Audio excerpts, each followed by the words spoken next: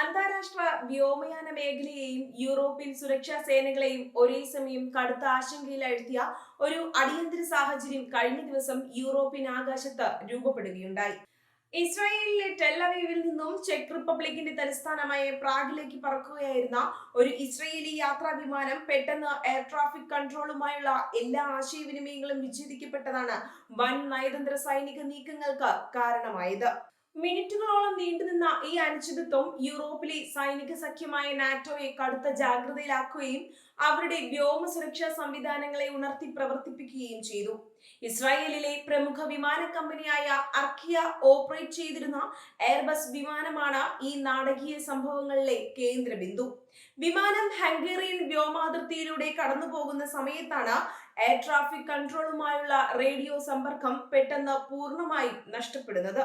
ആധുനിക വ്യോമയാന രംഗത്ത് ഒരു യാത്രാ വിമാനം റഡാറുകളിൽ ദൃശ്യമാവുകയും എന്നാൽ റേഡിയോ സന്ദേശങ്ങളോട് പ്രതികരിക്കാതിരിക്കുകയും ചെയ്യുന്നത് അതീവ ഗുരുതരമായ ഒരു സുരക്ഷാ ഭീഷണിയായാണ് കണക്കാക്കപ്പെടുന്നത്.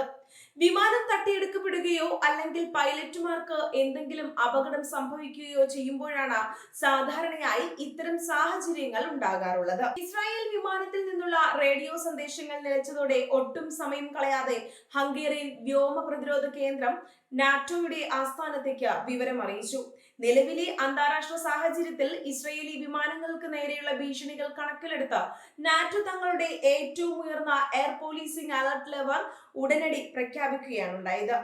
യൂറോപ്യൻ ആകാശത്തിന്റെ സുരക്ഷ ഉറപ്പാക്കുന്നതിനായി എപ്പോഴും സജ്ജമായിരിക്കുന്ന നാറ്റോയുടെ ദ്രുതകർമ്മ സേന ഈ സന്ദേശം ലഭിച്ചയുടൻ തന്നെ സജീവമായി. നാറ്റോയുടെ നിർദ്ദേശപ്രകാരം ഹംഗേറിയൻ വ്യോമസേന തങ്ങളുടെ പക്കലുള്ള 2 JAS-39 ഗ്രിപ്പൻ അത്യാധുനിക യുദ്ധവിമാനങ്ങളെ ആകാശത്തേക്ക് അടിയന്തരമായി കുതിച്ചുയരാൻ ചട്ടം കിട്ടി. വിമാനം കാണാതായി എന്ന് റിപ്പോർട്ട് ചെയ്തതിനു ശേഷം മിനിറ്റുകൾക്കകം തന്നെ ഈ യുദ്ധവിമാനങ്ങൾ ഇസ്രയേലി എയർബസിനെ ലക്ഷ്യമാക്കി പറന്നുയർന്നു. ആകാശത്ത് വെച്ച് യാത്രാ വിമാനത്തെ കണ്ടെത്തുകയും അതിന്റെ അവസ്ഥ നേരിട്ട് കണ്ട് വിലയിരുത്തുകയുമായിരുന്നു നാറ്റോ പൈലറ്റുമാരുടെ പ്രധാന ദൗത്യം. അതിവേഗത്തിൽ സഞ്ചരിച്ച ഹംഗേറിയൻ യുദ്ധവിമാനങ്ങൾ ആകാശത്ത് വെച്ച് ഇസ്രായേലി യാത്രാ വിമാനത്തിന്റെ സ്ഥാനം കൃത്യമായി കണ്ടെത്തുകയും അതിനടുത്തേക്ക് അടുക്കുകയും ചെയ്തു. വിമാനത്തിന്റെ കോക്പിറ്റിലുള്ള പൈലറ്റുമാരുമായി ദൃശ്യപരമായ സമ്പർക്കം സ്ഥാപിക്കാൻ നാറ്റോ പൈലറ്റുമാർക്ക് സാധിച്ചു. വിമാനത്തിനുള്ളിൽ അടിയന്തരമായി മറ്റു പ്രശ്നങ്ങളോ അട്ടിമറി ശ്രമങ്ങളോ നടന്നിട്ടില്ലെന്ന യുദ്ധവിമാനങ്ങളിലെ പൈലറ്റുമാർ ബോധ്യപ്പെട്ടത് വലിയൊരു ആശ്വാസമായി മാറി. യുദ്ധവിമാനങ്ങൾ അരികിലെത്തിയതോടെ യാത്രാ വിമാനത്തിലെ പൈലറ്റുമാരും തങ്ങൾക്ക് സംഭവിച്ച സാങ്കേതിക തകരാറിനെ കുറിച്ച് ബോധവാന്മാരായി. തുടർന്ന് നടത്തിയ കടുത്ത ശ്രമങ്ങൾക്കൊടുവിൽ എയർ ട്രാഫിക് കൺട്രോളുമായുള്ള റേഡിയോ ആശയവിനിമയം പുനഃസ്ഥാപിക്കാൻ വിമാന ജീവനക്കാർക്ക് സാധിച്ചു. ആശയവിനിമയം തടസ്സപ്പെട്ട ആ മിനിറ്റുകളിൽ ഭൂമിയിലെ കൺട്രോൾ റൂമുകളിലും നാറ്റോയുടെ കമാൻഡ് സെന്ററുകളിലും വലിയ തോതിലുള്ള ആശങ്കയാണ് നിലനിന്നിരുന്നത്. പ്രാഥമിക വിലയിരുത്തലുകൾ അനുസരിച്ച് വിമാനത്തിലെ ഫ്രീക്വൻസിയിൽ ഉണ്ടായ പെട്ടെന്നുള്ള വ്യതിയാനമാണ് ഈ റേഡിയോ തടസ്സത്തിന് കാരണമായത്. വിമാനത്തിലെ ആശയവിനിമയ ഉപകരണങ്ങളിൽ താൽക്കാലികമായി ഉണ്ടായ ഒരു സാങ്കേതിക തകരാറായിരുന്നു ഇത്. ആധുനിക വിമാനങ്ങളിൽ ഇത്തരം സാങ്കേതിക പ്രശ്നങ്ങൾ അപൂർവമായി മാത്രമേ സംഭവിക്കാറുള്ളൂ എങ്കിലും ഇതുണ്ടാക്കുന്ന സുരക്ഷാ പ്രതിസന്ധി വളരെ വലുതാണ്. ആശയവിനിമയം പൂർണ്ണമായും പുനഃസ്ഥാപിക്കപ്പെട്ട ശേഷവും നാറ്റോ വിമാനങ്ങൾ ഇസ്രായേൽ വിമാനത്തിന് ശക്തമായ സുരക്ഷാ കവചമൊരുക്കി കൂടെ തന്നെ ഉണ്ടായിരുന്നു. ഹംഗേറിയൻ വ്യോമാതിർത്തി കടക്കുന്നത് വരെ ഈ യുദ്ധവിമാനങ്ങൾ എയർബസിനെ സുരക്ഷിതമായി അകമ്പടി സേവിച്ചു. ഇസ്രായേലി വിമാനത്തിന് മറ്റ് സാങ്കേതിക ബുദ്ധിമുട്ടുകൾ ഇല്ലെന്ന് ഉറപ്പാക്കാൻ വേണ്ടിയാണ് നാറ്റോ സൈന്യം ഈ മുൻകരുതൽ സ്വീകരിച്ചത്. പ്രാദേശിക സമയം രാത്രി ഏകദേശം 8:10 ഇസ്രായേലി വിമാനം ഹംഗേറിയൻ വ്യോമാതിർത്തി വിജയകരമായി മറികടന്നത്. സുരക്ഷിതമായ അതിർത്തി കടത്തിയ ശേഷം ഹംഗേറിയൻ യുദ്ധവിമാനങ്ങൾ തങ്ങളുടെ ബേസിലേക്ക് മടങ്ങുകയും ചെയ്തു. അതിനുശേഷം വിമാനം ഓസ്ട്രിയൻ വ്യോമാതിർത്തിയിലേക്ക് പ്രവേശിക്കുകയും തങ്ങളുടെ ലക്ഷ്യസ്ഥാനമായ പ്രാഗിലേക്ക് യാത്ര തുടരുകയും ചെയ്തു. തുടർന്നുള്ള യാത്രയിൽ വിമാനത്തിന് മറ്റ് യാതൊരുവിധ സാങ്കേതിക തടസ്സങ്ങളും നേരിടേണ്ടി വന്നില്ല. വിമാനം സുരക്ഷിതമായി പ്രാഗ് അന്താരാഷ്ട്ര വിമാനത്താവളത്തിൽ ലാൻഡ് ചെയ്തപ്പോഴാണ് അധികൃതർക്കും യാത്രക്കാരുടെ ബന്ധുക്കൾക്കും പൂർണ്ണമായി ആശ്വാസമായത്.